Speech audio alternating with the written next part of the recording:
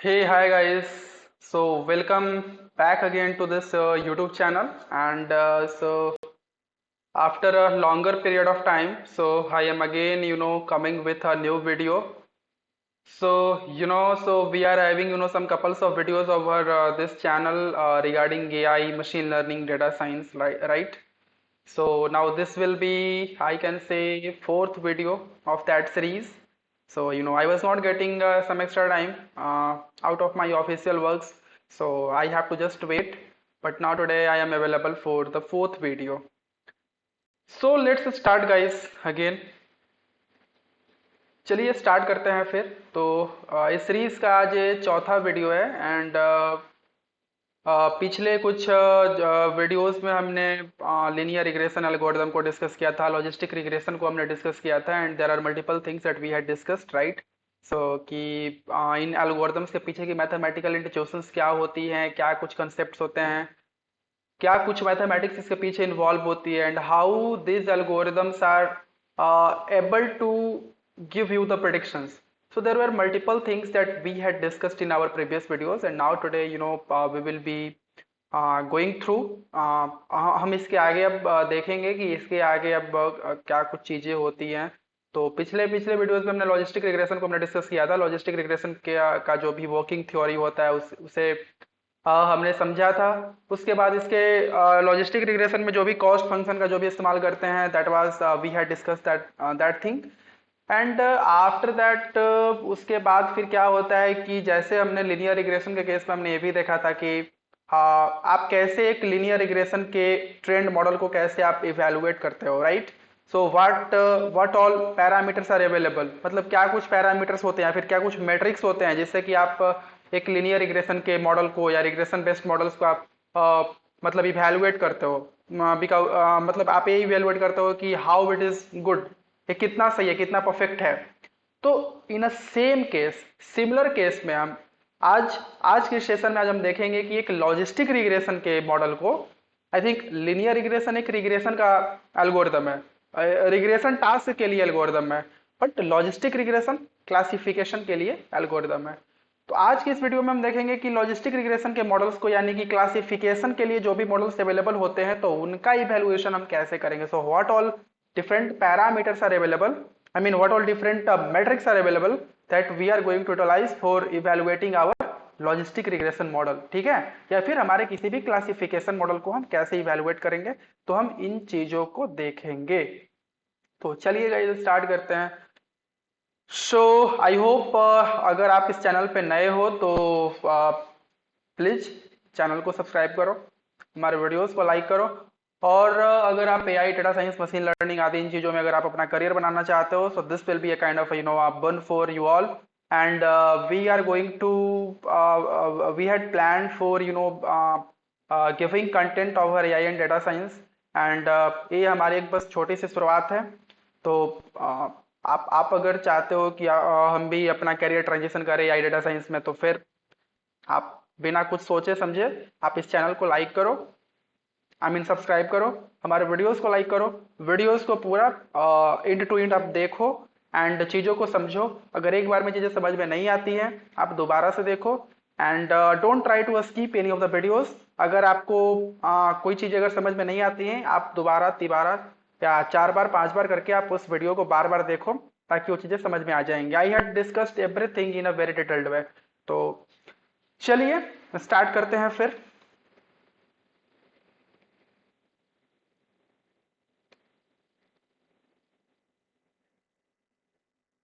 या सो हो या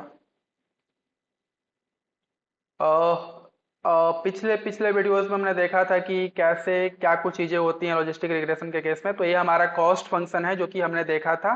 तो ये हमारा जे हो गया, जे हमारा कॉस्ट फंक्शन है और थीटा इसका पैरामीटर, यानी कि थीटा के टर्म्स में हमारा कॉस्ट फंक्शन था। और ये -1/m, यहाँ हम एक तरह का एवरेजिंग ऑपरेशन करते हैं। तो ये बस वही एवरेजिंग ऑपरेशन है, यानी कि हम सारे के सारे कॉस्ट को हम एक साथ कंबाइन करते हैं, राइट? तो ये -1/m है यहाँ पे। जस्ट वेट, या फाइन। और फिर यहाँ पे एवरेजिंग कर करके आई will be 1 to m। 1 to m कहने का मतलब ये है कि हम सबका एवरेजिंग कर रहे हैं, और ये हम 1 से लेकर के एम रिकॉर्ड्स तक का जितने भी रिकॉर्ड्स हैं, मतलब कि जितने भी total M number of records हैं, सबको यहाँ पे हम कंबाइन कर रहे हैं। और कंबाइन कर करके एक एक रिकॉर्ड का कैसे कैसे हम कैलकुलेट कर रहे हैं प्रोबेबिलिटीज, तो कुछ ऐसे कर रहे हैं। तो प्रोबेबिलिटीज हमें दो क्लासेस के लिए दो क्लासेस के लिए कैलकुलेट करनी थी। एक क्लास हमारा हुआ पीआई क्लास। तो पीआई क्लास एक क्लास हुआ। ये जो लॉजिस्टिक रिग्रेशन होता है, इसका इस्तेमाल हम तब करते हैं जब ये बाइनरी क्लास के लिए, मतलब जब हमें दो क्लासेस के लिए क्लासिफिकेशन करनी होती है, जब हमारे पास बाइनरी क्लासिफिकेशन हमें करना होता है, तो लॉजिस्टिक रिग्रेशन का इस्तेमाल करते हैं। By the way you can use logistic regression for multi class classification as well. अगर दो क्लासेस से ज़्यादा भी अगर क्लास हो तो हम वहाँ भी लॉजिस्टिक रिग्रेशन का हम इस्तेमाल कर सकते हैं। एंड हमने ये चीज़ भी देखा था वहाँ पे वन वर्सेस रेस्ट करके, वहाँ पे एक कंसेप्ट था जो कि आप पिछले वीडियोस में लास्ट में आपको मिल जाएगा। तो आप एक बार जाके वहाँ पे देख लो कि कैसे मल्टी क्लास क्लासिफिकेशन के लिए कैसे हम लॉजिस्टिक रिग्रेशन का इस्तेमाल करते हैं, and how it is going to calculate for multi class classification. तो यहाँ पे चूंकि बाइनरी क्लास क्लासिफिकेशन है, तो यहाँ पे इसे कॉस्ट फंक्शन में आप यही देखो कि हम क्या कर रहे हैं कि यहाँ पे ये प्रोबेबिलिटी हम फाइंड आउट कर रहे हैं पीआई क्लास के लिए। आई क्या है, तो आई है हमारा वो पार्टिकुलर इटरेशन। इटरेशन यानी कि फर्स्ट इटरेशन में फर्स्ट रिकॉर्ड के लिए ये कैलकुलेट करेगा लॉस को। ठीक है, और कैसे कैलकुलेट करेगा, तो भाई फर्स्ट रिकॉर्ड के लिए ये हमारी प्रोबेबिलिटी आई है पी क्लास की, पॉजिटिव क्लास की, और ये जो प्रोबेबिलिटी है ये 1 माइनस पी आई का है। यानी कि दो चीजों की जो प्रोबेबिलिटी होती है, मतलब प्रोबेबिलिटी हमेशा उसका सम जो भी होता है वो हमेशा 1 ही होता है, प्रोबेबिलिटी का जो भी वैल्यू होता है वो हमेशा 1 ही होता है। तो जब एक क्लास की प्रोबेबिलिटी हमारा हमारा पी आई है, तो दूसरे क्लास की प्रोबेबिलिटी हमारा 1 माइनस पी आई होगा। Right, correct.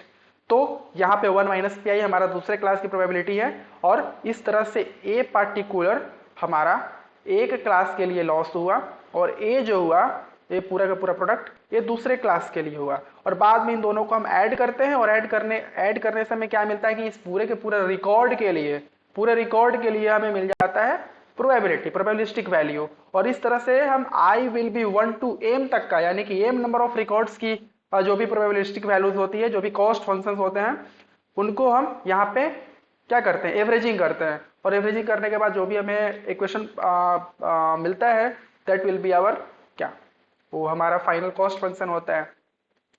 तो आपको ये वाली आपको फॉर्म याद रखनी है कि कैसे, मतलब आप इसको ये करोगे, कैसे आप इसको, मतलब आपको आपसे इंटरव्यू में पूछा जाएगा कि so what will be the cost function of logistic regression. तो आपको ये बताना है कि J theta will be -1 upon m into summation i will be 1 to m and then this blah blah kind of a things. तो आपको ये चीजें बताना पड़ेगा। अब बोलते हैं कि now we uses gradient descent approach to optimize the above cost function to and tune the parameters beta 0 and beta 1। तो लीनियर रिग्रेशन के केस में हमने एम और सी को ट्यून किया था, यहाँ भी वही एम और सी ही है, बट हमने एम और सी के जगह पे हमने बीटा 0 और बीटा 1 को हमने यहाँ पे लिखा है। तो both are the same things, आप एम लिखो सी लिखो या फिर आप बीटा 0 लिखो बीटा 1 लिखो, both are a kind of a constant values. I mean not a constant values, but they are a kind of variables which are getting tuned. मतलब एक तरह के वेरिएबल्स ही हैं जिनके की वैल्यूज को हम ट्यून करते हैं, और इनके बेस्ट वैल्यूज को हम फाइंड आउट करने का प्रयास करते हैं। क्योंकि जब इनके बेस्ट, क्योंकि यही ये दो पैरामीटर्स हैं जिससे कि हमारा बेस्ट फिटेड लाइन ड्रॉ हो पाएगा। तो इनके जब बेस्ट वैल्यूज हमें मिल जाएंगे तो फिर हम बेस्ट फिटेड लाइन को ड्रॉ कर सकते हैं, और जैसे ही हमारा बेस्ट फिटेड लाइन मिल जाएगा then we are having our line, और फिर उस लाइन का इस्तेमाल कर करके हम इन प्रोबेबिलिटीज को कैलकुलेट कर सकेंगे। तो कुछ ये चीजें होती हैं, बैच ग्रेडियंट डिसेंट का इस्तेमाल करके हम उसको जो एरर फैक्टर होता है उसको हम ग्लोबल मिनिमम पॉइंट पे पहुंचाने का प्रयास करते हैं, and this is our approach. और इस तरह से कुछ हमारा लॉजिस्टिक रिग्रेशन काम करता है। ठीक है, अब है कि accuracy matrices for logistic regression क्या होता है। So accuracy matrices tells the quality of trained model that how good it is. जितने भी एक्यूरेसी मैट्रिसेस होते हैं वो क्या बताते हैं, तो यही बताते हैं कि भाई ठीक है, आपने जो भी मॉडल को ट्रेन किया है, so whatever model you have trained, so how good it is, ये कितना सही है, कितना परफेक्ट है आपके एक्यूरेसी को बताने में, मतलब आपका मॉडल कितना एक्यूरेट है, इन चीजों को बताता है। So classification models have some different accuracy matrices. Regression के केस में क्या था, आर स्क्वायर था, एडजस्टेड आर स्क्वायर था। हमने देखा था कि कैसे R square and adjusted R square कैसे कैलकुलेट करता है एक्यूरेसी को। यहाँ पे हमारे मतलब इस एल्गोरिदम में यानी कि क्लासिफिकेशन के केस में हमारे पास कुछ different different sets of matrices हैं। लाइक एस की there is accuracy, there is recall, precision, F1 score, specificity, AUC and ROC curve. ये कुछ 5 से 6 तरह की कुछ मैट्रिसेस हैं जो कि अभी हम देखने वाले हैं, इनको हम समझने वाले हैं कि ये कैसे काम करते हैं। लेकिन इन मैट्रिसेस को समझने से पहले हमें समझना पड़ेगा कंफ्यूजन मैट्रिक्स के बारे में। ये कंफ्यूजन मैट्रिक्स क्या होता है? तो a confusion matrix is a technique for summarization, sorry, summarizing the performance of a classification model. मतलब कि क्लासिफिकेशन मॉडल के परफॉर्मेंस को समराइज करने का एक तरीका है कंफ्यूजन मैट्रिक्स। अब कैसे तरीका है इसको देखने के लिए हमें एक डिफरेंट इमेज को ओपन करना होगा। तो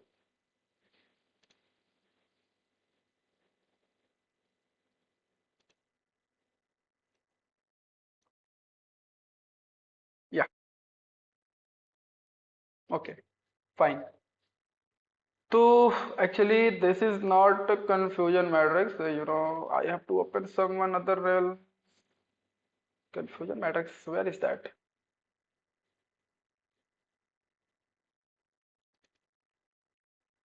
ये एक्चुअली confusion matrix हमारा यहाँ पे है। तो देखो भैया, ए है हमारा कंफ्यूजन मैट्रिक्स। अब कंफ्यूजन मैट्रिक्स क्या होता है और ये कंफ्यूजन मैट्रिक्स को कैसे हम ड्रॉ करते हैं, इस चीज को थोड़ा सा आपको समझना पड़ेगा। और ये जो कंफ्यूजन मैट्रिक्स है ना, ये बहुत ही ज्यादा कंफ्यूजन को क्रिएट करने वाला है। So you have to be very much careful when, जब भी आप इस कंफ्यूजन मैट्रिक्स के साथ आप जब भी काम कर रहे हो, आपको बहुत ज्यादा केयरफुल रहने की आवश्यकता है, ठीक है? तो आप पहले इसको समझो ऐसे कि ये चीजें कैसे हो रही है। तो इसको समझने के लिए आपको क्या करना पड़ेगा कि सपोज दैट कि you have to I can say there is जब कोविड का जब समय था, जब पैंडेमिक जब हमारे यहाँ चल रहा था पूरे इंडिया में, तो आपने देखा होगा कि हमारे पास एक डिफरेंट तरह की वो आया करते थे किट, राइट? वो क्या करते थे कि वो जो हमारे जितने भी कोविड वाले वो लोग थे, जो भी एजेंट्स थे, तो वो क्या करते थे कि उस किट को हमारे नाक में डाला करते थे and they will try to test something that whether this person is covid positive और नॉट, राइट? तो बस इसी केस को लेकर के हम अभी समझने का प्रयास करेंगे कि वो किट कैसे काम करता था और कंफ्यूजन मैट्रिक्स का क्या क्या संबंध है उस किट से। तो ऐसा समझो कि बाय द वे वेट,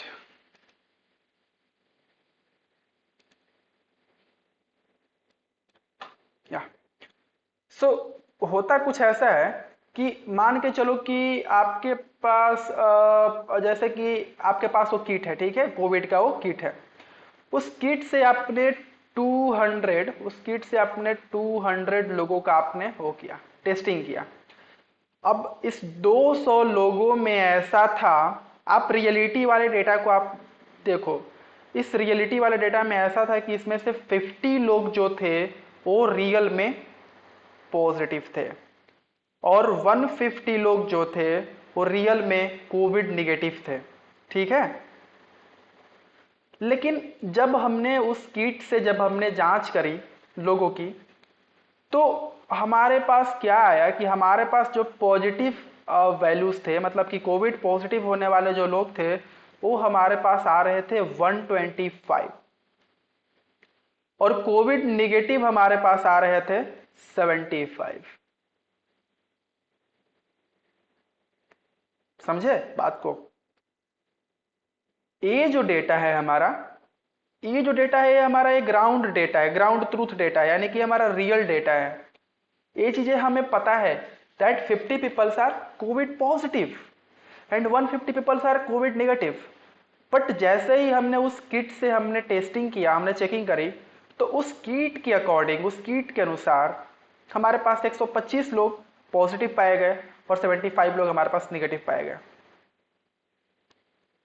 अब आप क्या कर सकते हो? आ, क्या हमारे पास जो पहले से रियल डेटा था वो हमारे पास जो डेटा था वो गलत था क्या, या एक कीट हमारा गलत बता रहा है? क्या आखिर हो रहा है, हो आखिर क्या रहा है, आखिर कहाँ पे गड़बड़ी है? तो यहाँ पे ऐसी चीजें होती है कि यहाँ पे इस केस में हम 4 डिफरेंट टर्म्स को हम इंट्रोड्यूस करते हैं। मतलब यहाँ पे 4 चीजों को इंट्रोड्यूस करेंगे। क्या क्या होंगी वो चीजें? तो एक होगा हमारे पास टीपी, टीपी, ए वाला टीपी, ट्रू पॉजिटिव, ठीक है। दूसरा होगा हमारे पास टीएन, ट्रू निगेटिव। तीसरा होगा हमारे पास FP, which is false positive. और चौथा होगा हमारे पास एफएन, फॉल्स निगेटिव। ठीक है। अब देखो इनको समझने का प्रयास करो कि ये क्या है। इसको बोलते हैं true positive. This is our true positive.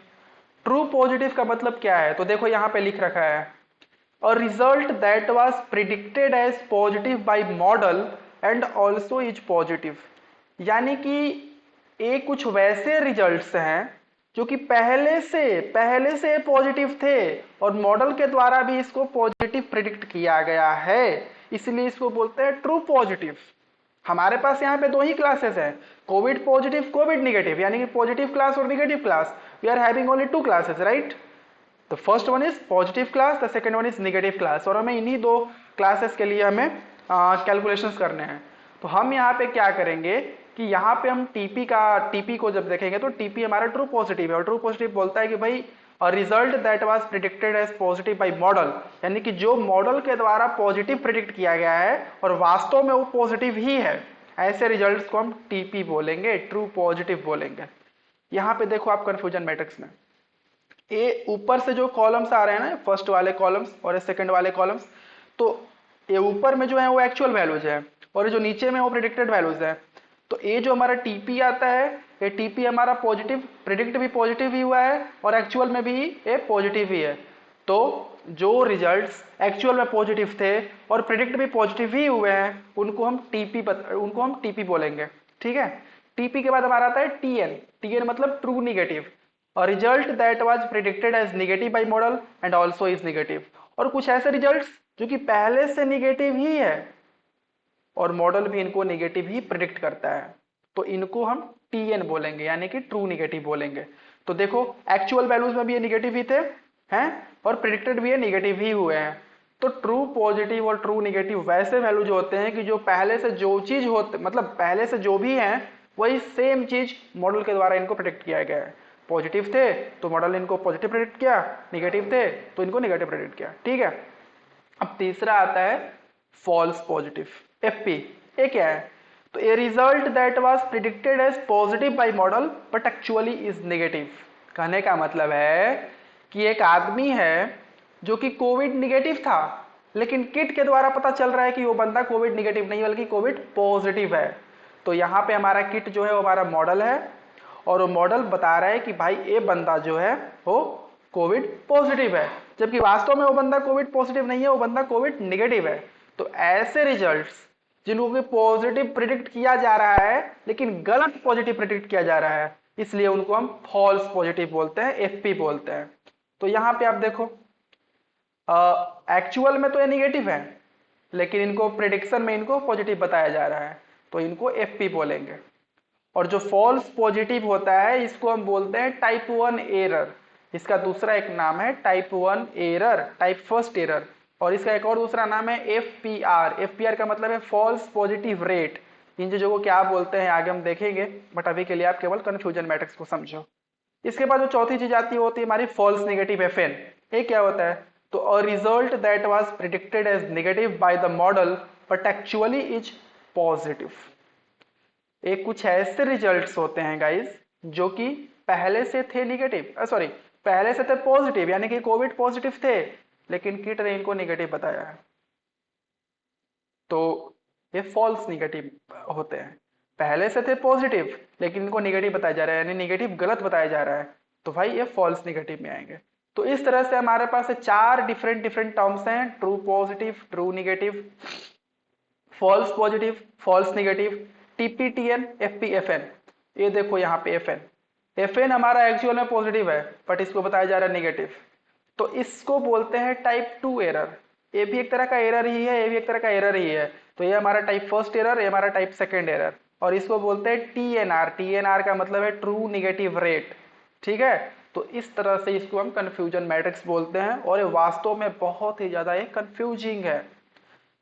अब हम देखेंगे कि भाई इसका इस्तेमाल करके कैसे हम, हमारे पास जो भी 6 डिफरेंट मैट्रिसेस थी, तो कैसे हम उन 6 डिफरेंट मैट्रिसेस का कैसे हम वो कर पाएंगे।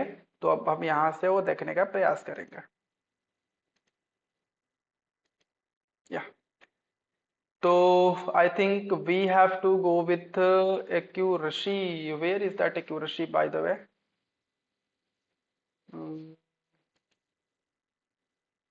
एक्यूरेसी किधर है? I think we need to search accuracy, right? या दिस इज द एक्यूरेसी। तो इसको थोड़ा सा जूम कर लिया जाए।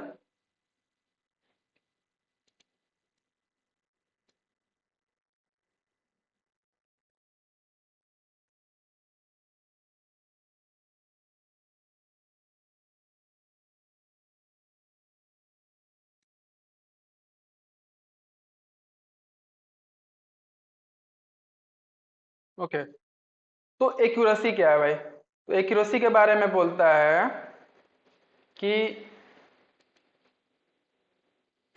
एक्यूरेसी मेजर्स टू बी क्या? Accuracy is defined as the total number of correct classifications divided by the total number of classifications। यानी कि हमारे पास जो भी 4 डिफरेंट टर्म्स हैं, इन चारों में जो मतलब जो करेक्ट क्लासिफिकेशन हुआ है, ये जितने भी है true positive, true negative, false positive, false negative है, सारे के सारे एक तरह के क्लासिफिकेशन ही है, क्लासिफिकेशन के रिजल्ट्स हैं। तो इन सारे क्लासिफिकेशंस में जो करेक्ट क्लासिफिकेशंस हैं उनको डिफाइन करता है एक्यूरेसी। और एक्यूरेसी बहुत ही सिंपल है, याद रखना। So accuracy is defined as the total number of correct classifications divided by the total number of classification. तो करेक्ट क्लासिफिकेशंस क्या है? तो ट्रू पॉजिटिव, ट्रू पॉजिटिव हमेशा करेक्ट ही होता है क्योंकि ये पहले से भी पॉजिटिव था और मॉडल के द्वारा भी ये पॉजिटिव ही रहा है। ट्रू निगेटिव भी पहले से निगेटिव था और अभी भी है नेगेटिव ही है। तो इस तरह से क्या है कि इन दोनों का सम करते हैं और इनको डिवाइड करते हैं इन चारों क्लासिफिकेशन के सम से। So accuracy is equal to TP plus T N upon TP plus T N plus F P plus F N. और इस तरह से एक्यूरेसी को डिफाइन करते हैं। अब एक्यूरेसी भाई क्या बताएगा, क्या डिफाइन करेगा? तो accuracy measure is generally used for balanced data set. ठीक है, एक्यूरेसी मेजर जो होता है, यानी कि जो एक्यूरेसी का जो एक्यूरेसी मैट्रिक्स जो है, इसका हम सामान्यतया उपयोग करते हैं केवल और केवल तभी जब हमारा डेटा सेट बैलेंस्ड होता है। बैलेंस्ड करने का क्या मतलब है? तो balanced data set are such type of data set in which there are equal quantity of both classes. मतलब कि एक तरह का ऐसा डेटा सेट है जिसमें कि दोनों क्लासेस की क्वांटिटी समान होनी चाहिए। जैसे कि मान के चलो कि भाई हमने 200 लोगों का हमने वेट हमने 200 लोगों का हमने कोविड चेकिंग किया, मतलब किट से हमने किया। तो जैसे कि हमने पहले बताया था कि भैया और 150 लोग जो थे वो कोविड निगेटिव थे और 50 लोग जो थे वो कोविड पॉजिटिव थे। तो इनकी रेशियो को आप जरा फाइंड आउट करो कि इनका रेशियो कितना का है। रेशियो कैसे फाइंड आउट करते हैं पता है आप लोगों को? तो 150 अपॉन 50 अगर हम करते हैं तो यहाँ से क्या हमारा आता है? ये हमारा अगर इसको अगर ऐसे हम कट करें तो 553, यानी कि ये हमारा कुछ ऐसा जाएगा 3:1। तो 3:1 का रेशियो है। तो कुछ ऐसे ही यहाँ पे रेशियो हम करेंगे तो जो पूरा का पूरा जो हमारा टोटल जो हमारा डेटा सेट होता है, जो हमारे टोटल नंबर ऑफ रिकॉर्ड्स होते हैं, उन टोटल नंबर ऑफ रिकॉर्ड्स को आप 100% मानो और उसमें से एक क्लासेस हमारा 70% हो, 30% हो। मतलब एक क्लासेस के रिकॉर्ड से 70% होने चाहिए और दूसरे क्लास के 30% होने चाहिए। ये है हमारा 3:1। 3:1 हमारा 70-30% है। मतलब कि अगर अगर ऐसे अगर देखा जाए तो ए हमारा 3 हिस्सा, मतलब एक क्लासेस 3 हिस्सा और ए हमारा एक हिस्सा। तो यहाँ पे कुछ है ऐसा, मतलब 70-30 का रेशियो, यानी कि एक क्लास 70% रिकॉर्ड्स और दूसरा क्लास 30% रिकॉर्ड्स। यानी कि पॉजिटिव के लिए 70% और निगेटिव के लिए 30%। या फिर एक क्लास 60%, दूसरा क्लास 40%। पहला क्लास 50-50 का भी होना चाहिए, 65-45 का भी होना चाहिए। यानी कि अगर इस तरह से पॉजिटिव और निगेटिव यानी कि दोनों क्लास के रिकॉर्ड्स के बीच में जो भी क्वांटिटी है, यानी कि जैसे देखिए आप कुछ ऐसे समझो कि हमने 200 लोगों का हमने चेकिंग किया। इस 200 लोग में हमें पता है कि भाई ठीक है 150 लोग हमारे निगेटिव थे और 50 हमारे पॉजिटिव थे। तो अब इन दोनों के जो क्वांटिटीज है ना, लोगों के जो क्वांटिटीज है उनको हम मेजर करेंगे। तो 70 अगर कोविड कोविड निगेटिव है और 30 अगर कोविड पॉजिटिव है तो इसको 70-30 बोलेंगे। अगर 60 लोग अगर निगेटिव है 40 अगर पॉजिटिव है तो इसको भी 60-40 का हम वो रेशियो बोलेंगे। 50-50 50-50 अगर दोनों अगर बराबर है तो भी ये हमारा बैलेंस्ड ही कहलाएगा। और अगर एक अगर 65 है दूसरा अगर 45 है तो भी हमारा बैलेंस्ड ही कहलाएगा। तो ये जो चार तरह के जो ये फिगर्स हैं, इस तरह के जितने भी फिगर्स रहेंगे इनको हम बोलेंगे बैलेंस्ड डेटा सेट। और बैलेंस्ड डेटा सेट का मतलब ये होता है दैट कि उनमें जो नंबर ऑफ रिकॉर्ड्स होंगे दोनों क्लासेस के लिए वो 70-30 रेशियो में होंगे, 60-40 में होंगे, 50-50 में होंगे, 65-45 में होंगे। और जब बैलेंस्ड हमारा होगा उस केस में आप एक्यूरेसी का इस्तेमाल करोगे। अदरवाइज अगर आपका डेटा सेट अगर आपका बैलेंस नहीं हुआ तो फिर आपको एक्यूरेसी का इस्तेमाल करके कोई फायदा नहीं है। फिर आपके लिए दूसरे मेट्रिसेस है, लाइक इसके रिकॉल है, प्रिसीजन है एंड एफ बीटा स्कोर्स हैं, तो वो सारी चीजें हैं। So guys, I think I need to take some 5 to 10 minutes of break. So just wait for that. Wait. Because I will be getting, some disturbances, right? So what I will try to do, so first of all, I will be, yeah.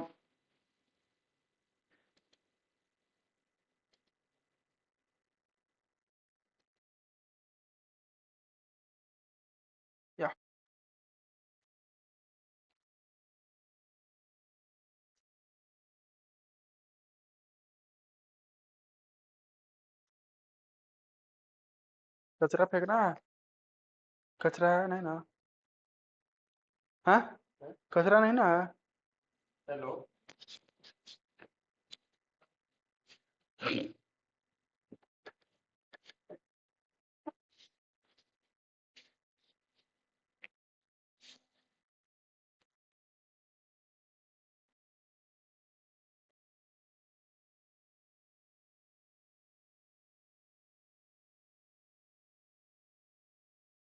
या so guys I am back again.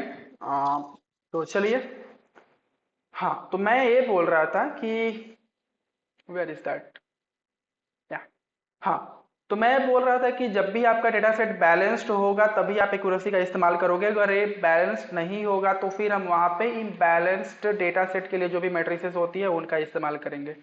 And imbalanced data sets क्या होता है तो इसके बारे में अभी हम थोड़ा समझने का प्रयास करेंगे। तो देखो भाई, अगर 70-30 के रेशियो में है तो सही है, लेकिन अगर वही यही रेशियो अगर 80-20 में हो, यानी कि पॉजिटिव क्लास वाले 80 हो, निगेटिव वाले 20 हो, या पॉजिटिव वाले 90 हो, निगेटिव वाले 10 हो, तो ऐसे कंडीशंस में हमारा डेटा सेट इम्बैलेंस्ड कहलाता है और वहां पे एक्यूरेसी का इस्तेमाल करना सही नहीं है।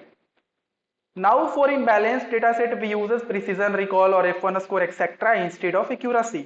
आप देखेंगे कि भाई रिकॉल क्या है, प्रिसीजन क्या है और बाकी चीजें क्या है। In a confusion matrix, TP and TN are most accurate results and FP and FN are most wrong result. That should be reduced. देखो भाई, जब भी आप किसी भी क्लासिफिकेशन मॉडल को ट्रेन करोगे, किसी भी तरह का क्लासिफिकेशन मॉडल, लॉजिस्टिक रिग्रेशन हो या आगे पढ़ने वाले जो भी डिफरेंट क्लासिफिकेशन के मॉडल्स होंगे, जो भी क्लासिफिकेशन के मॉडल्स को जब कभी भी आप ट्रेंड करते हो और जब कभी भी उनसे आप क्लासिफिकेशन करवाते हो, तो उस क्लासिफिकेशन में ट्रू पॉजिटिव और ट्रू नेगेटिव हमेशा ही सबसे ज्यादा एक्यूरेट रिजल्ट्स होते हैं। ठीक है। और फॉल्स पॉजिटिव और फॉल्स नेगेटिव जो चीजें होती हैं वो हमेशा ही सबसे रॉन्ग रिजल्ट्स होती है। तो हर केस में हमें यही प्रयास करना है कि we have to reduce FP and FN. ठीक है। अब यहां पे है recall, sensitivity and F beta.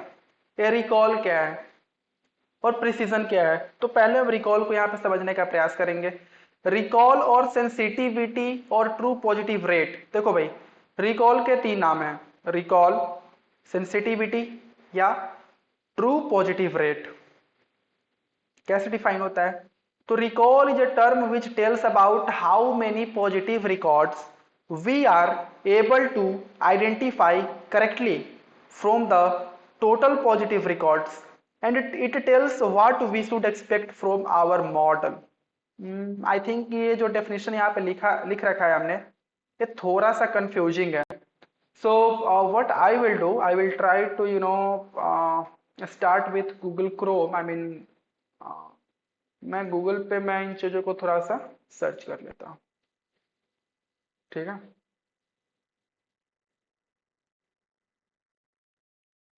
क्योंकि वहां से कुछ क्लियर आपको आइडिया मिल पाएगा. So recall versus precision.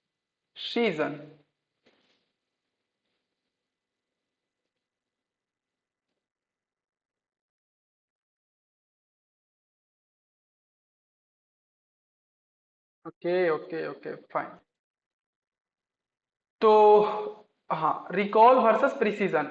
आप यहाँ पे आप किसी भी उसको ओपन कर सकते हो, कोई भी वेबसाइट को आप यहाँ पे एनालिटिक्स विद्या को आप ओपन कर लो. तो ये देखो.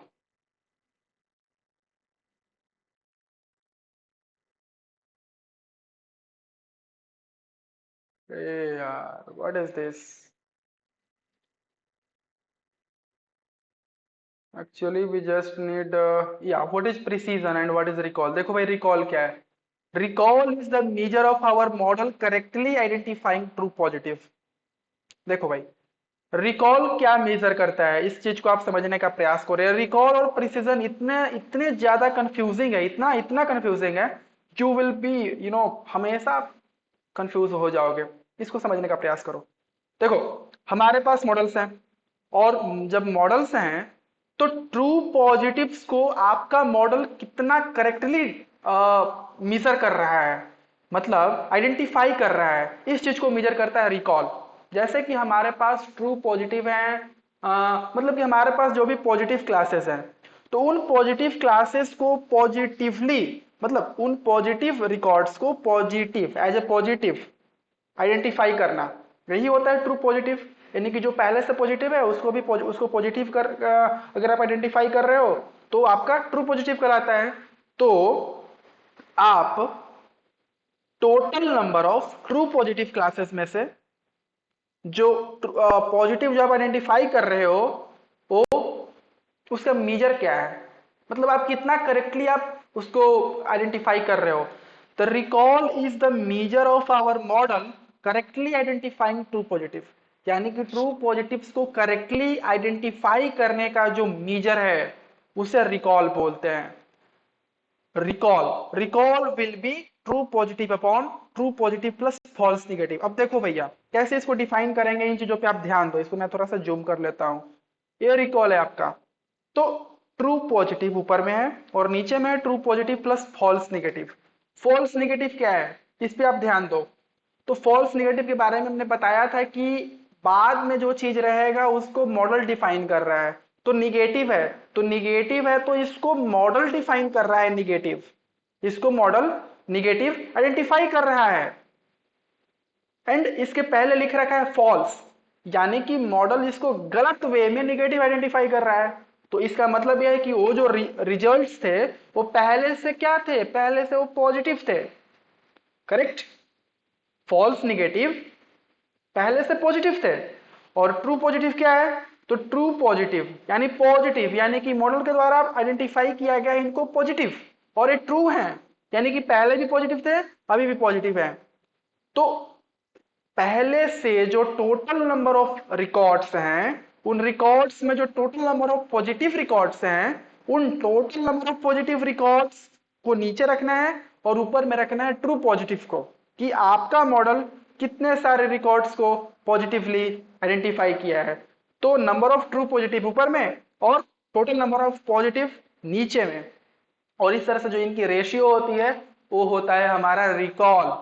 और ये जो रिकॉल होता है एक तरह का फ्रैक्शन होता है, ठीक है, फ्रैक्शन या डेसिमल वैल्यू. तो इसका जो मैक्सिमम वैल्यू होगा वो होगा हमारा 1, और जो इसका मिनिमम वैल्यू होगा वो होगा हमारा 0. ठीक है.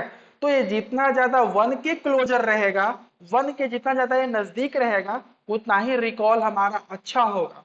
और रिकॉल अगर हमारा अच्छा होगा तो हम ये जान पाएंगे कि ठीक है भैया, हमारा जो भी मॉडल है वो पॉजिटिव क्लास को आइडेंटिफाई करने में कितना एक्यूरेट है. How much it is accurate in identifying the positive classes. यहां पे हम नेगेटिव क्लासेस के बारे में हम कुछ भी बात नहीं कर रहे हैं, recall is only for positive class. ठीक है, तो पॉजिटिव क्लास को आइडेंटिफाई करने के लिए हमारा मॉडल कितना कैपेबल है, बस रिकॉल यही चीज रिप्रेजेंट करता है। अब बात करते हैं प्रीसीजन की, कि प्रीसीजन क्या होता है। तो प्रीसीजन, सो प्रीसीजन जो होता है, precision also gives us a measure of the relevant data point. Actually precision को यहाँ पे नहीं बताया। Precision is the ratio between true positive and the positive, all the positive for our problem. यहाँ पे नहीं बता रहा है कि मतलब राइट वे में क्या चीज होता है प्रीसीजन, बट अगेन देखो, precision is equal true positive TP upon TP plus FP. FP क्या है, तो फॉल्स पॉजिटिव क्या है, तो फॉल्स पॉजिटिव जो है हमारा, देखो भाई, रिकॉल हमारा ये बता रहा था कि आपको मॉडल से एक्सपेक्ट क्या करना है। ठीक है, ए रिकॉल और प्रिसीजन, मेरी बात को आप ध्यान से सुनना, अगर बात समझ में ना आए दोबारा से आप वीडियो को पीछे करके देखना। रिकॉल और प्रिसीजन दोनों के दोनों पॉजिटिव क्लासेस के लिए ही हम इस्तेमाल करते हैं, दोनों का इस्तेमाल पॉजिटिव क्लास के लिए होता है। निगेटिव क्लास के लिए कुछ दूसरी मैट्रिसेस है, उनको देखेंगे हम बाद में, बट केवल पॉजिटिव क्लास के लिए हम प्रिसीजन और रिकॉल का इस्तेमाल करेंगे। ठीक है, अब देखो, रिकॉल हमें ये बता रहा था कि अगर आपके पास 50 हैं total number of positive records, तो आपको 50 आने चाहिए थे हर हाल में, but how much you are getting from your model. ठीक है, मतलब मेरे कहने का मतलब है कि भाई आपको आना कितना चाहिए, आपको आपके मॉडल से एक्सपेक्ट क्या करना चाहिए। जैसे 100 नंबर की जब एग्जामिनेशन होती है, मतलब 100 मार्क्स का जब एग्जामिनेशन होता है, तो वहां पे आपको एक्सपेक्ट क्या करना है, आपसे टीचर क्या एक्सपेक्ट करेगा, यही एक्सपेक्ट करेगा ना कि आपको 100 में से 100 नंबर आने चाहिए, राइट। तो कितना आना चाहिए एग्जाम में, कितना आपका मार्क्स आना चाहिए, दिस इज रिकॉल। लेकिन प्रिसीजन क्या है, तो प्रिसीजन क्या है इसको समझो। तो ट्रू पॉजिटिव, ठीक है भाई, पॉजिटिव के लिए है true positive upon true positive plus false positive. ये फॉल्स पॉजिटिव क्या है, तो फॉल्स पॉजिटिव यानी कि मॉडल के द्वारा पॉजिटिव बताया जा रहा है लेकिन फॉल्स, फॉल्स बताया जा रहा है पॉजिटिव, यानी कि गलत पॉजिटिव बताया जा रहा है। तो जो फॉल्स पॉजिटिव होते हैं, मतलब पॉजिटिव के पहले में फॉल्स लग गया, यानी कि ये पॉजिटिव है नहीं, मॉडल इसको बता रहा है पॉजिटिव लेकिन ये वास्तव में निगेटिव है। The records which are negative in real but they are identified as positive by the model, model के द्वारा इनको पॉजिटिव बताया जा रहा है लेकिन वास्तव में निगेटिव थे, लेकिन मॉडल इनको पॉजिटिव बता रहा है। तो यहाँ पे हम क्या कैलकुलेट करना चाह रहे हैं प्रिसीजन का इस्तेमाल करके, तो प्रिसीजन हमारा यही कह रहा है कि this is a kind of a ratio, ये प्रिसीजन एक रेशियो है, और ये रेशियो हमारा ये बता रहा है कि ठीक है भैया, आपका ट्रू पॉजिटिव ये हुआ, ये हुआ, और आप इतना कैलकुलेट कर रहे हो, यानी कि ट्रू पॉजिटिव तो आप कैलकुलेट कर ही रहे हो, और साथ ही साथ आप फॉल्स पॉजिटिव भी तो कैलकुलेट कर रहे हो, यानी कि फॉल्स पॉजिटिव भी तो एक तरह के, देखो भाई, ट्रू पॉजिटिव और फॉल्स पॉजिटिव क्या है, तो ट्रू पॉजिटिव और फॉल्स पॉजिटिव है, दोनों के दोनों एक तरह के पॉजिटिव वैल्यूज है, लेकिन इनको हम अलग अलग कर दिए, अलग अलग ऐसे कर दिए कि जो ट्रू पॉजिटिव थे वो पहले से भी पॉजिटिव ही थे और अभी भी पॉजिटिव है, लेकिन जो फॉल्स पॉजिटिव है वो पहले से निगेटिव थे लेकिन अब वो पॉजिटिव है, मॉडल उनको पॉजिटिव बता रहा है। तो आपका मॉडल यहाँ पे टोटल नंबर ऑफ जितने भी पॉजिटिव क्लासिफिकेशंस किया है उसमें से ट्रू पॉजिटिव और फॉल्स पॉजिटिव दोनों को सम कर दो और ऊपर में आप ट्रू पॉजिटिव को रख दो। तो true positive upon true positive plus false positive, ये जो भी रेशियो आता है ये आपका प्रिसीजन होता है। और ऐसे अगर देखा जाए कि प्रिसीजन क्या डिफाइन करना चाहता है, तो प्रिसीजन डिफाइन करना चाहता है आपके मॉडल की कैपेसिटी, आपकी कैपेसिटी। रिकॉल बता रहा था कि एग्जाम में कितना नंबर आना चाहिए, कितना नंबर आना चाहिए, कितना कितने मार्क्स आपको आने चाहिए एग्जाम्स में, लेकिन प्रिसीजन यहाँ पे डिफाइन कर रहा है कि आप कितना लेके आ रहे हो, what is your capacity, what is your capability. ठीक है, तो मॉडल की कैपेसिटी क्या है पॉजिटिव क्लासेस को आइडेंटिफाई करने के लिए, दिस इज प्रिसीजन। समझ में आया, recall tells Recall always tells that what you should expect from your model, but precision says what is the capacity of your model. ठीक है? But when you are identifying your positive records only, जब आप अपने positive records को जब आप identify कर रहे हो तो वहां पे रिकॉल और प्रिसीजन का बहुत ही इंपॉर्टेंस फैक्टर होता है। और इस तरह से पॉजिटिव क्लास के लिए हम जब कभी भी वो करते हैं तो रिकॉल और प्रिसीजन का ए करते हैं। आप दूसरे वेबसाइट में चलोगे तो आई थिंक कि वहां पे शायद आपको प्रिसीजन का एक अच्छा सा मिल जाएगा एग्जाम्पल, तो देख लो कहीं तो होगा। या ए ट्रू नेगेटिव फॉल्स नेगेटिव, यहाँ पे चारों चीजें हैं और ये आपके रिजल्ट्स हैं। फिर ये देखो प्रिसीजन है। Precision is defined as the ratio between all the instances that were correctly classified in the positive class against the total number of instances classified in positive class, the percentage of the instances classified the positive class that is actually right. तो कुछ इस तरह से आप समझ सकते हो इसको, बट हमने जो बताया उस चीज पे आपको ध्यान रखना है। एक और चीज कि प्रिसीजन और रिकॉल में हमेशा एक तरह का ट्रेड ऑफ रहता है। ट्रेड ऑफ करने का मतलब है कि अगर आप प्रिसीजन को बढ़ाना चाहोगे तो रिकॉल आपका नीचे आएगा, और रिकॉल को अगर आप ऊपर करना चाहोगे तो प्रिसीजन आपका नीचे आएगा।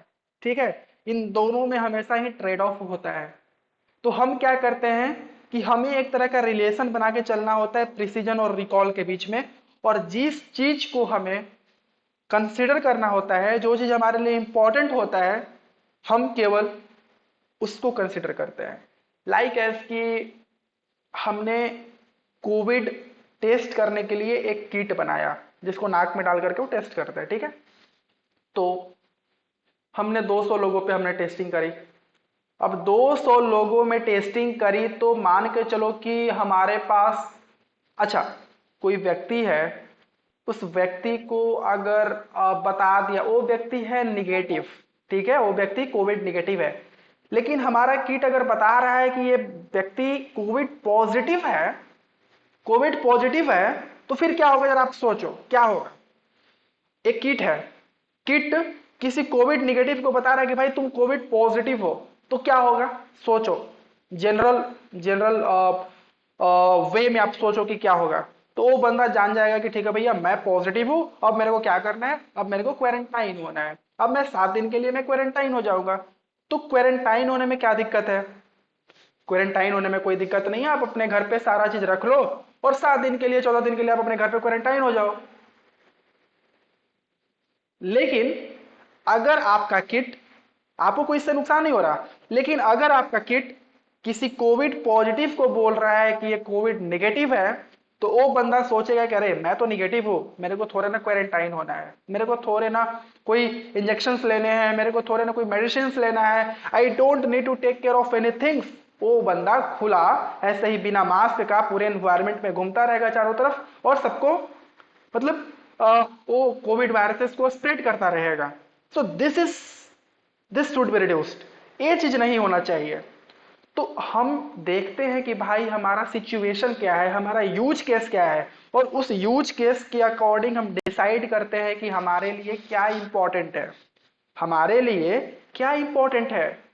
किसी निगेटिव को, अगर किसी कोविड निगेटिव को हमने बोला कि भाई तू क्वारंटाइन हो जा, उसे कोई दिक्कत नहीं थी, कोई दिक्कत होगी ही नहीं। बंदा क्वारंटाइन रहेगा, वीडियो गेम खेलेगा, दिन भर वेब सीरीज देखेगा, बस मस्ती के साथ अपना करेगा। और अगर हमारे आपके जैसे अगर वो बंदा कहीं अगर काम करता है किसी ऑफिस में, तो बोल देगा भाई मैं कोविड पॉजिटिव हूं and I need sick leave, मस्ती से बेचारा 7 दिन 14 दिन अपना काटेगा। लेकिन अगर कोई बंदा कोविड पॉजिटिव है रियल में और वो अगर क्वारंटाइन होता है, तो इससे दूसरों को इससे बेनिफिट होगा, इससे दूसरों को कोई हार्म नहीं पहुंचेगा, और वो बंदा खुद क्वारंटाइन रहेगा तो दूसरों के लिए अच्छा रहेगा, सबके लिए अच्छा रहेगा, उसके लिए भी अच्छा रहेगा। तो हम यूज केस के अनुसार हम डिसाइड करते हैं कि हमें कहाँ पे फोकस करना है, और उसी के अनुसार हम प्रिसीजन या रिकॉल को घटाने या बढ़ाने का काम करते हैं। ठीक है? तो according to the use case आप इन चीजों को आप डील कर सकते हो। अब हम वापस से चलते हैं अपने उसी स्क्रीन पे। तो ये हमारा रिकॉल हो गया, ये हमारा प्रिसीजन हो गया, and I think I need to open, या तो ये हमारा प्रिसिजन, या precision tells that how much our model is capable to predict the positive records out of total actual positive predictions. तो वही है प्रिसिजन कि हमारा मतलब कि जो टोटल नंबर ऑफ था, मतलब जो भी अभी मॉडल हमारा प्रोड्यूस कर रहा है, और करना कितना कितना ट्रू पॉजिटिव क्या है, ट्रू पॉजिटिव यही है कि कितना करना चाहिए था, इतना करना चाहिए था लेकिन प्रोड्यूस आप इतना कर रहे हो। तो ए आपकी कैपेसिटी है, तो प्रिसिजन आपके कैपेसिटी को डिफाइन करता है, और रिकॉल डिफाइन करता है एक्सपेक्टेशन को, कि आपको आपसे कितना एक्सपेक्ट किया जा रहा है आइडेंटिफाई करने का, मतलब कितना एक्सपेक्ट आपसे किया जा रहा है कि भाई आपको इतना करना है। तो वो एक्सपेक्टेशन है, रिकॉल इज एक्सपेक्टेशन और प्रिसिजन इज कैपेसिटी, इसको आप ध्यान में रखना। अब देखो भैया, रिकॉल को अगर बढ़ाना है, रिकॉल को आप तभी बढ़ाओगे जब फॉल्स निगेटिव आपको कम करना होगा। फॉल्स निगेटिव जब आपको कम करना होगा तो रिकॉल को आप इंक्रीज करोगे, और जब फॉल्स पॉजिटिव को रिड्यूस करना होगा तो आप प्रिसीजन को बढ़ाओगे। जैसे यहाँ पे कोविड पॉजिटिव का था, तो यहाँ पे देखो कि कोविड पॉजिटिव का कौन सा केस होगा। तो फॉल्स निगेटिव करने का मतलब है कि मॉडल इसको निगेटिव प्रिडिक्ट किया है, लेकिन ये है वास्तव में पॉजिटिव बंदा, यानी कि ये बंदा कोविड पॉजिटिव है और मॉडल बता रहा है कि निगेटिव है। तो हमारा मॉडल मतलब कि किसी भी पॉजिटिव इंसान को निगेटिव बता दे रहा है, यानी कि फॉल्स निगेटिव इसका ज्यादा है। तो हमें चाहिए कि भाई फॉल्स निगेटिव को कम करें। तो फॉल्स निगेटिव को कम करने के लिए क्या करना पड़ेगा कि हमें रिकॉल को बढ़ाना पड़ेगा। रिकॉल को बढ़ाने के लिए क्या करेंगे, तो रिकॉल को बढ़ाने के लिए हमने पहले कुछ थ्रेशोल्ड वैल्यू जो हमने डिसाइड किया था, उन थ्रेशोल्ड वैल्यूज को हम चेंज करने का प्रयास करेंगे, जिसके अनुसार हमारा रिकॉल इंक्रीज या डिक्रीज होगा। तो रिकॉल को जब भी इंक्रीज करोगे तो उसी केस में करोगे जब फॉल्स निगेटिव को घटाना है, यानी कि कोविड वाला केस। कोविड वाला केस जब रहेगा तो रिकॉल को बढ़ाने का प्रयास करेंगे, लेकिन यहाँ पे फॉल्स पॉजिटिव है, यानी कि कोई बंदा है जो पहले से निगेटिव है लेकिन मॉडल बता रहा है पॉजिटिव। तो अगर इस फॉल्स पॉजिटिव को अगर ये करना है तो प्रिसीजन को बढ़ाएंगे। ठीक है, अब use cases of recall and precision. तो if FN is important to reduce, अगर आपके यूज केस में फॉल्स निगेटिव अगर ज्यादा इंपॉर्टेंट है रिड्यूस करने के लिए तो आप रिकॉल का इस्तेमाल करो, अदरवाइज आप फॉल्स पॉजिटिव अगर नीडेड टू रिड्यूस तो आप प्रिसीजन का इस्तेमाल करो। These use cases depend upon the problem statement and domains, और ये जो चीजें होती हैं ये प्रॉब्लम स्टेटमेंट हो या डोमेन्स पे डिपेंड करता है। अब बोलता है कि in some problem statement both false positive and false negative are important and plays a vital role, so we uses F beta score. अब देखो भाई, कभी कभी कुछ ऐसे यूज केसेस हो जाते हैं जिसमें कि फॉल्स निगेटिव को घटाना भी जरूरी है, फॉल्स पॉजिटिव को भी रिड्यूस करना जरूरी होता है, दोनों का एक वाइटल रोल होता है दोनों का।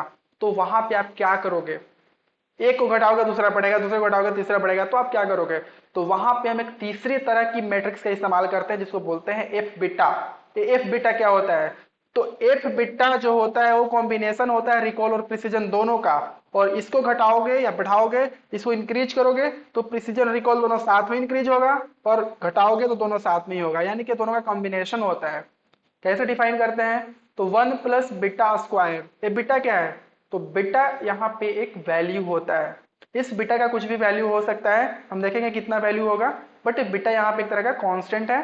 तो 1 plus beta square into, this is multiplication, into precision into recall upon beta square into precision plus recall. ठीक है, तो इस तरह से एफ बीटा को हम डिसाइड करेंगे। ये जो बीटा का जो वैल्यू है ये हमारा इंक्रीज होगा या डिक्रीज होगा।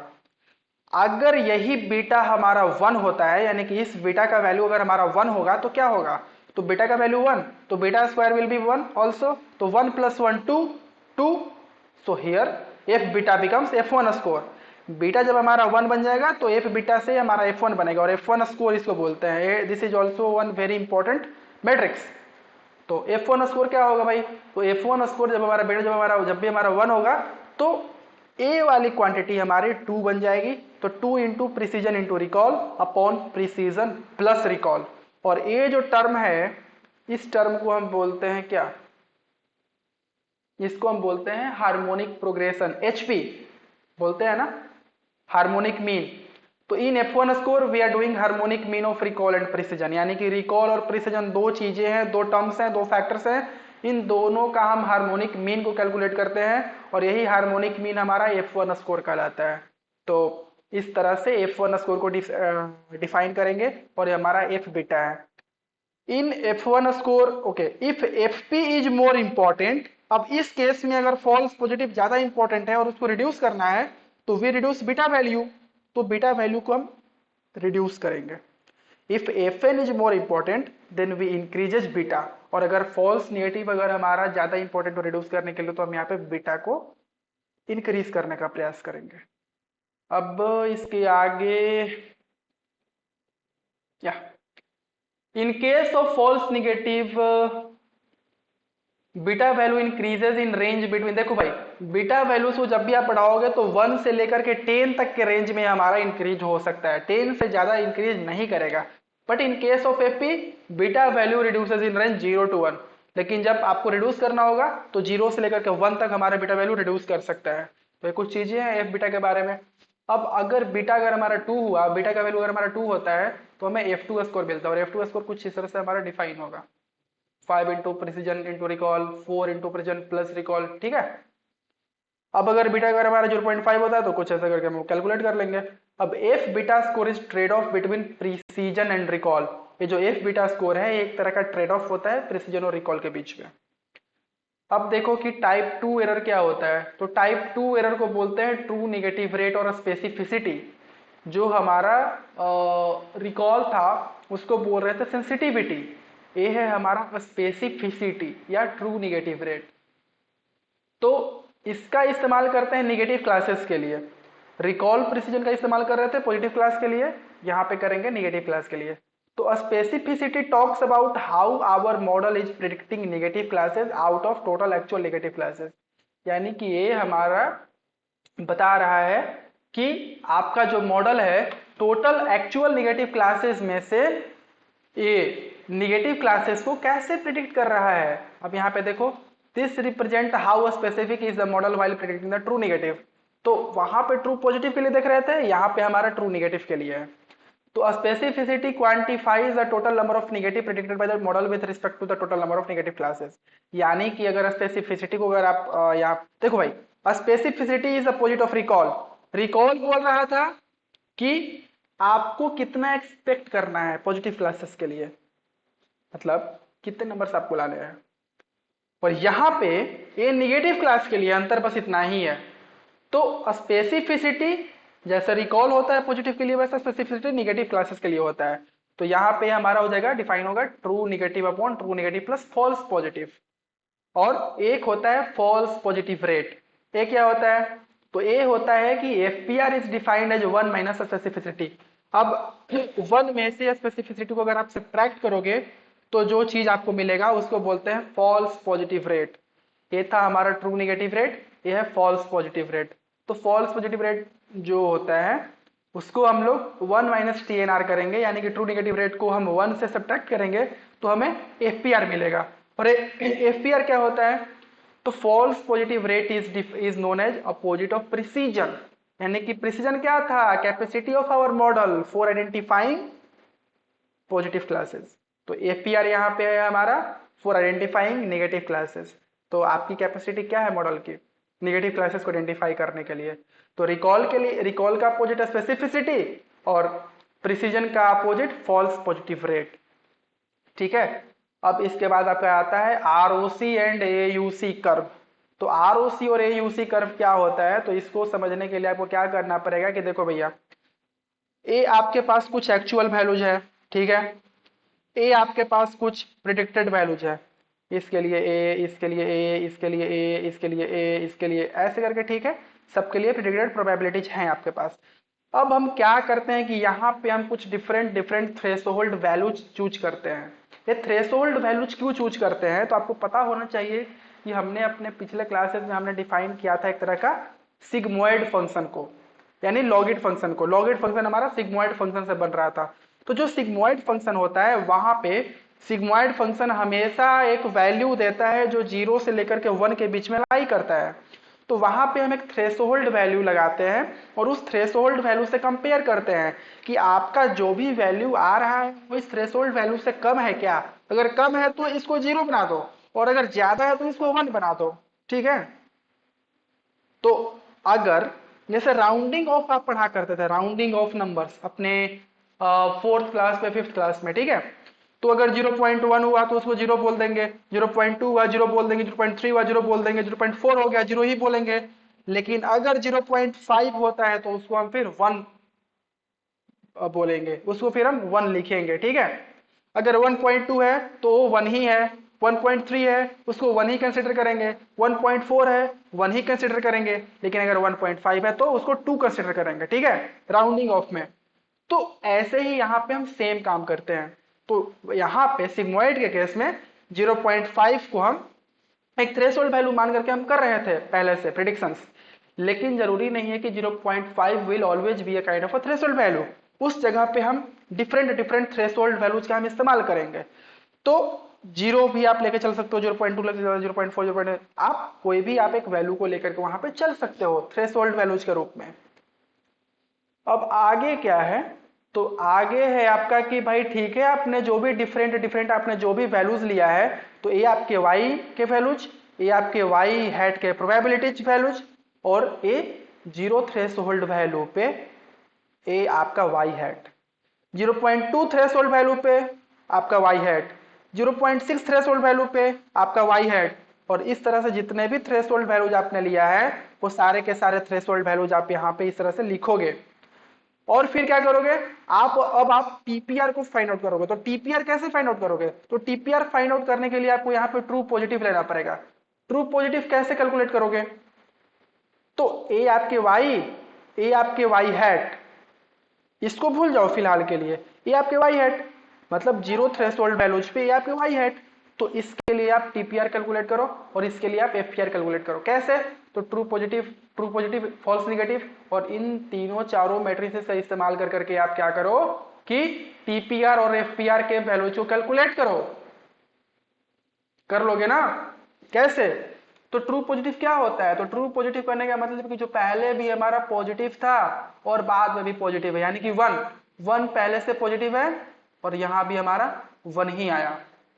0 को निगेटिव क्लास मान लो, तो 0 हमारा यहाँ पे 0 है लेकिन यहाँ पे 1 आया, तो ए हमारा ट्रू पॉजिटिव होगा क्या, नहीं होगा। तो 1 एक ट्रू पॉजिटिव, 2 ट्रू पॉजिटिव, तीसरा ट्रू पॉजिटिव, फिर चौथा ट्रू पॉजिटिव, यानी कि 4 हमारे पास यहाँ पे ट्रू पॉजिटिव हैं, और 4 नीचे भी हमने लिख दिया।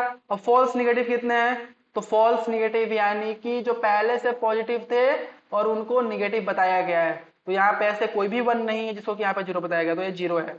तो इस तरह से टीपी, एफपी, एफएन, टीएन सबका कैलकुलेशन करेंगे हम इस तरह से मैचिंग कर करके, और टीपीआर और एफपीआर को यहाँ पे कैलकुलेट करेंगे। कैलकुलेट करने के बाद क्या करेंगे, तो फिलहाल अभी हम केवल जीरो वैल्यू के लिए, जीरो थ्रेशोल्ड वैल्यू के लिए भी केवल हम टीपीआर एफपीआर को कैलकुलेट किए हैं। जैसे जीरो के लिए करेंगे वैसे ही बाकी सारे नंबर्स के लिए करेंगे। अब देखो यहाँ पे क्या होता है, in this sequence we have actual values from predicted probabilities columns and prediction column. देखो भाई क्या होता है यहाँ पे, ये threshold value 1, threshold value 2, threshold value 3, ऐसे करके यहाँ पे जितने भी थ्रेशोल्ड वैल्यूज रहेंगे सबके लिए टीपीआर और एफपीआर को हम कैलकुलेट करेंगे। कैलकुलेट करने के बाद क्या होगा, then we create some points by using TPR and FPR value for a particular threshold value. अब देखो भाई एफपीआर को एक्स कोऑर्डिनेट मानेंगे, टीपीआर को हम टीपीआर को हम टीपीआर को हम वाई कोऑर्डिनेट मानेंगे, और थ्रेशोल्ड वैल्यू 1 के लिए जो एफपीआर टीपीआर आता है उन दोनों को कंसीडर कर करके हम एक पॉइंट बनाएंगे। फिर सेकेंड थ्रेशोल्ड वैल्यू के लिए सेम काम करेंगे, थर्ड के लिए करेंगे, फोर्थ के लिए करेंगे, और इस तरह से जितने भी आपको पॉइंट्स मिलते हैं एफपीआर टीपीआर के टर्म्स में उन सबको हम ग्राफ पे प्लॉट करने का प्रयास करेंगे। तो ये हमारा first point, second point, third point, fourth point, fifth point, इस तरह से। अब जब हमारा ये पॉइंट्स हमारा बन जाएगा तो हम इन सारे पॉइंट्स को मैच करने का प्रयास करेंगे by using straight line. Straight line यानी कि या तो हॉरिजॉन्टल लाइन से मैच करना है या तो वर्टिकल से करना है। तो कुछ ऐसे, फिर ऐसे, फिर ऐसे, फिर ऐसे, और फिर एक ब्रेकिंग लाइन से इसको डिनोट कर देंगे, ठीक है। अब देखो, अब इस तरह से इनको मैच करने से जो भी आपका कर्व बन रहा है, इस कर्व को बोलते हैं आरओसी कर्व। आरओसी कर्व क्या होता है, तो इसको बोलते हैं रिसीवर ऑप्टिकल कर्व, ठीक है। और इस आरओसी कर्व के नीचे में जो भी एरिया हमारा आता है, ये जो भी एरिया हमारा आता है, इस एरिया को बोलते हैं area under curve A U C. तो ये है आरओसी कर्व और ये होता है ए यू सी, और ये ए यू सी एक तरह का स्कोर देता है जिसको बोलते हैं ए यू सी स्कोर। अब देखो क्या बोल रहा है, तो more area it covers to good the model will be, यानी कि जितना ज्यादा एरिया को कवर करेगा उतना ही ज्यादा अच्छा होगा हमारा model. Now we have some FPR TPR points with their corresponding threshold values. Now domain expert will pick or suggest how much FPR and TPR is required and fair for model. So on his recommendation we select a threshold value and do the prediction. Then we have to compare 2 or 3 classified models, we use ROC and AUC. देखो भाई, ये ROC और AUC curve का इस्तेमाल हम कहाँ पे करेंगे? तो क्या होता है कि अभी अभी तक हमने केवल एक क्लासिफिकेशन एल्गोरिथम्स अभी तक ले हमने पढ़ा है, लेकिन होता क्या है कि हमारे पास मल्टीपल क्लासिफिकेशन एल्गोरिथम्स हैं। जैसे अभी हमने लॉजिस्टिक रिग्रेशन पढ़ा रिसेंटली, फिर एसवीएम सपोर्ट वेक्टर मशीन की भी एक क्लासीफायर होती है जिसे बोलते हैं एसवीएम क्लासीफायर। तो जिस डेटा सेट पे हमने लॉजिस्टिक रिग्रेशन का इस्तेमाल किया, उसी डेटा सेट पे हम अगर एसवीएम का इस्तेमाल करेंगे तो एसवीएम भी वहां पे कुछ ना कुछ क्लासिफिकेशन देगा। इसी तरह से हमारा होता है KNN क्लासीफायर, यानी कि के नियरेस्ट नीबर क्लासीफायर, वो भी हमारा कुछ ना कुछ रिजल्ट देगा। फिर डिसीजन ट्री क्लासीफायर, चौथी एल्गोरिदम। पांचवी एल्गोरिदम रैंडम फॉरेस्ट क्लासीफायर। छठी एल्गोरिदम एनसेम्बल टेक्निक्स का इस्तेमाल करके फिर एक क्लासीफायर। छठी algorithm AdaBoost classifier, gradient boosting classifier, CatBoost classifier, XG boost classifier. There are multiple classifiers, बहुत सारे क्लासिफिकेशन के एल्गोरिदम्स हैं। तो हम क्या करते हैं कि जनरली एक डेटा सेट पे ऐसा नहीं होता है कि केवल हम एक ही एल्गोरिदम को वहां पे फिट करेंगे, ट्रेन करेंगे और हमारा काम हो गया। नहीं, हम क्या करते हैं कि 5-6 जितने भी एल्गोरिदम्स होते हैं सबको वहां पे हम फिट करने का प्रयास करते हैं, और इन मैट्रिक्स का इस्तेमाल करके हम देखते हैं कि ठीक है भैया, ये जो फलाना मैट्रिक्स, ये जो फलाना एल्गोरिदम है, इसका रिकॉल इतना आया, प्रिसीजन इतना आया, एफ बीटा स्कोर इतना आया, ठीक है, डिसीजन ट्री का इतना आया, इतना आया, इतना आया, KNN का इतना आया, इतना आया। तो उसी तरह से मल्टीपल क्लासिफिकेशन एल्गोरिदम्स को मेजर करने के लिए कि कौन सी क्लासिफिकेशन एल्गोरिदम बढ़िया यहां पे काम कर रहा है, उसको सिलेक्ट करने के लिए, फाइनलाइज करने के लिए ROC AUC मैट्रिक्स का इस्तेमाल करते हैं। तो ऐसे ही डिफरेंट डिफरेंट थ्रेशोल्ड वैल्यूज को लेकर के हम वहां पे AUC ROC कर्व बनाएंगे, और जो भी एरिया अंडर कर्व आएगा उस वैल्यू का इस्तेमाल करके हम पता करने का प्रयास करेंगे कि which one algorithm is working fine। और यहां पे देखो भैया, जब भी आप किसी कंपनी के अंडर में जब भी आप मतलब काम करोगे, किसी भी प्रोजेक्ट पे जब भी आप कभी काम करना चाहोगे, आप काम करने जाओगे, तो वहां पे क्या होता है कि कुछ डोमेन एक्सपर्टी होते हैं या सब्जेक्ट मैटर एक्सपर्ट्स होते हैं। तो उन्हें पता होता है कि भाई आप जिस यूज केस के लिए काम कर रहे हो, जैसे कि कोविड वाला केस मैंने आपको दिया, ठीक है, तो कोविड वाले केसेस में क्या था कि एक डॉक्टर है जो बताएगा कि भैया अगर निगेटिव अगर है बंदा तो कोई दिक्कत नहीं है, छोड़ दो, क्यों इतना सिर दर्द लेना है, लेकिन अगर पॉजिटिव है तो फिर इसको क्वारंटाइन करो। तो ये चीज तो डॉक्टर बताएगा, you don't have any idea. तो वैसे ही जो डिफरेंट डिफरेंट यूज केसेस होंगे, तो उनके जो भी different different specific domain expertise होते हैं, वो वहां पे आपको बताएंगे कि ठीक है, ये वाला थ्रेशोल्ड तुम लो, और ये वाला एल्गोरिदम यहाँ पे बढ़िया, एल्गोरिदम्स वाइज तुमको पता है कि भाई ये एल्गोरिदम सही से काम कर रही है, बट जो सही से काम कर रही है तो लेकिन किस थ्रेशोल्ड वैल्यू पे सही से काम कर रही है, क्या स्कोर दे रही है, इन चीजों को वहां पे आपके डोमेन एक्सपर्टी ही बताने का प्रयास करेंगे, मतलब वही बताएंगे, उन्हें उन चीजों के बारे में अच्छी नॉलेज होती है। तो कुछ इस तरह से हमारे पास कुछ 5 to 6 डिफरेंट डिफरेंट मैट्रिसेस होते हैं, एंड आई थिंक कि you had enjoyed this session as well. इन सारे मैट्रिसेस का इस्तेमाल हम आगे देखेंगे कैसे इनका प्रैक्टिकल इम्प्लीमेंटेशन करते हैं। तो चलिए, आई थिंक कि there is one more paper, या अच्छा, इसको तो मैंने डिस्कस कर रखा था पिछले ही क्लास में। तो चलो फिलहाल के लिए हमने सारी की सारी मैट्रिसेस को हमने डिस्कस कर दिया। अब नेक्स्ट सेशन में सपोर्ट वेक्टर मशीन, ठीक है, और या एक और चीज कि मैं क्या करूंगा कि मैं ड्राइव पे एक फोल्डर बना करके, मतलब ड्राइव पे मैं एक डायरेक्टरी को क्रिएट करूंगा और वहां पे सारे के सारे जो भी नोट्स है ना, इन सारे नोट्स को वहां पे मैं प्लेस कर दूंगा। उसका जो लिंक होगा इस वीडियो के डिस्क्रिप्शन में आपको मिल जाएगा।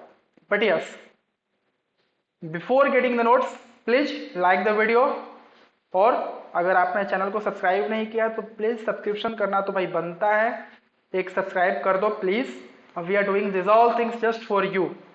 तो सब्सक्राइब करो, वीडियोस को लाइक करो, अपने फ्रेंड सर्कल्स में इसको शेयर करो, एंड फिर मिलते हैं फिर अपने नेक्स्ट वीडियो में, and then let's see. Okay then, fine, see you soon.